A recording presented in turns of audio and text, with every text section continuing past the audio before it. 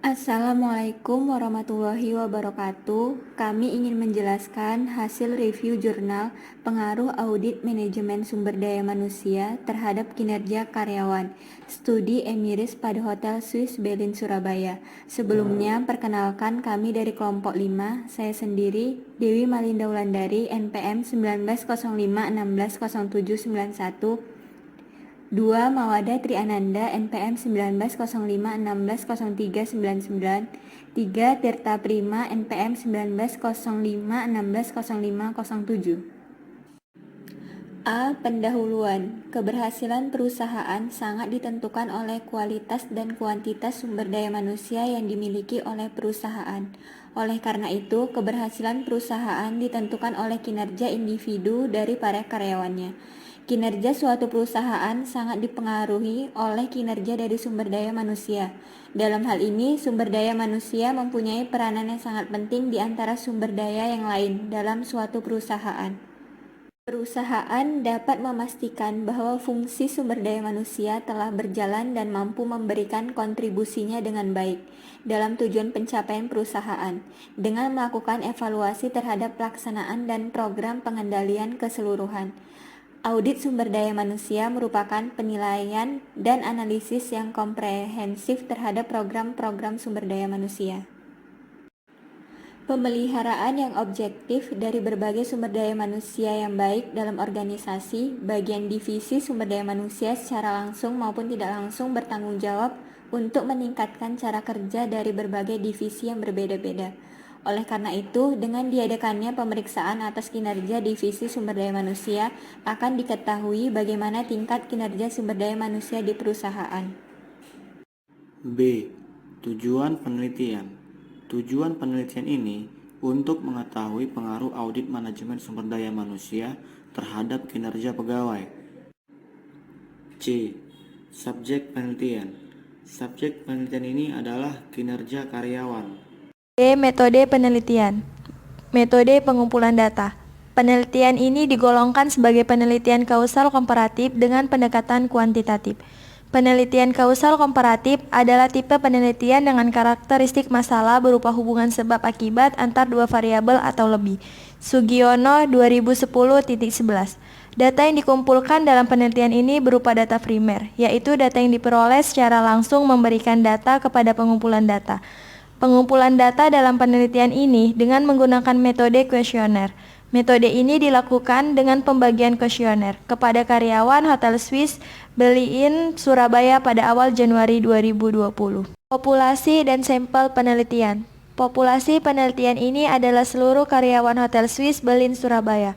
Penelitian ini menggunakan metode probability sampling, yaitu proportionate stratified random sampling dengan menggunakan rumus Slovin. Besarnya sampel dalam penelitian ini ditentukan dengan rumus Slovin definisi operasional, variabel-variabel bebas atau independen, dan variabel dependent. Variabel bebas dalam penelitian ini adalah audit manajemen sumber daya manusia, dan variabel independen adalah kinerja karyawan.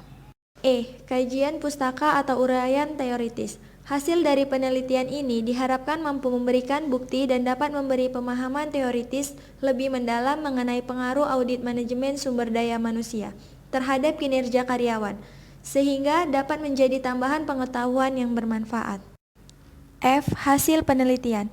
Hasil penelitian untuk mengetahui pengaruh audit manajemen sumber daya manusia terhadap kinerja karyawan. Berdasarkan hasil pengujian bahwa secara parsial, audit manajemen sumber daya manusia berpengaruh signifikan terhadap kinerja karyawan. Berdasarkan hasil penelitian secara parsial, variabel audit manajemen sumber daya manusia memiliki pengaruh terhadap kinerja pegawai dengan nilai signifikan 0,008. Hasil penelitian ini sejalan dengan penelitian yang dilakukan oleh Anissa 2016 dan Novianti 2017. Yang menyatakan bahwa audit manajemen sumber daya manusia berpengaruh positif dan signifikan terhadap kinerja karyawan. G. Kekuatan penelitian. Kekuatan penelitian audit sumber daya manusia berpengaruh positif dan signifikan terhadap kinerja karyawan.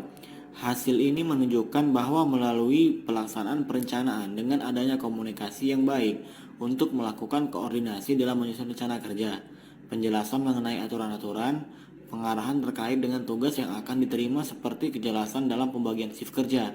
Karyawan akan mudah bekerja dengan baik walaupun menggunakan teknologi yang semakin maju, dan hal ini dapat meningkatkan kinerja karyawan karena memiliki pedoman kerja yang jelas. H. Kelemahan penelitian. Keterbatasan dalam penelitian ini adalah sebagai berikut.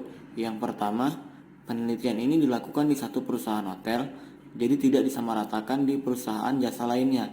Kedua, pembatasan penggunaan variabel yang dianalisis, terbatas pada audit sumber daya manusia. Yang ketiga, penggunaan teknik dalam penelitian ini hanya menggunakan metode kuesioner. Oleh karena itu, kesimpulan hanya diperoleh dari data yang dikumpulkan. J. Perbedaan dengan penelitian lain. Judul jurnal Audit Manajemen untuk menilai kinerja fungsi SDM. Studi pada fungsi rekrutmen, seleksi, orientasi, pelatihan, dan pengembangan penilaian prestasi kerja dan pemutusan hubungan kerja PT XYZ Indonesia Medan. Penelitian ini bertujuan untuk menjelaskan kinerja fungsi SDM melalui pelaksanaan audit manajemen pada Departemen Sumber Daya. Jenis penelitian yang digunakan adalah penelitian deskriptif dengan pendekatan kualitatif. Metode pengumpulan data yang digunakan adalah wawancara dan dokumentasi. Pendekatan yang digunakan dalam pelaksanaan audit adalah compliance audit atau kepatuhan dan risk-based audit atau analisis data secara on-desk. Hasil penelitian menunjukkan bahwa secara keseluruhan fungsi SDM telah berjalan sesuai dengan SOP.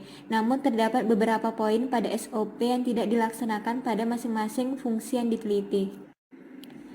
Perbedaan dengan penelitian lain. Judul jurnal Aplikasi Audit Manajemen Sumber Daya Manusia pada PT Indomitra Prima Lestari Makassar.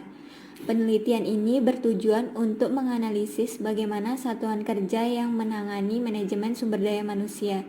Jenis penelitian adalah penelitian kuantitatif yang diperoleh dalam bentuk jumlah atau terdiri dari angka-angka yang menunjukkan kumpulan suatu data. Metode analisis yang digunakan dalam penelitian ini yaitu menggambarkan kebenaran hasil hipotesis kerja yang telah dikemukakan dan diajukan. Maka penulis menggunakan metode analisis deskriptif.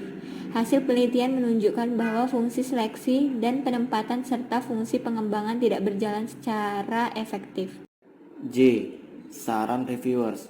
Pertama, untuk peneliti selanjutnya diharapkan untuk menggunakan sampel tidak hanya di satu perusahaan hotel, tetapi juga di perusahaan jasa lainnya seperti perusahaan jasa keuangan dan perusahaan jasa transportasi. Yang kedua, untuk studi lebih lanjut diharapkan untuk menambahkan variabel lain yang dapat mempengaruhi variabel dependen seperti motivasi kerja dan disiplin kerja. Ketiga, untuk peneliti selanjutnya diharapkan dapat menggunakan teknologi wawancara untuk mengumpulkan data.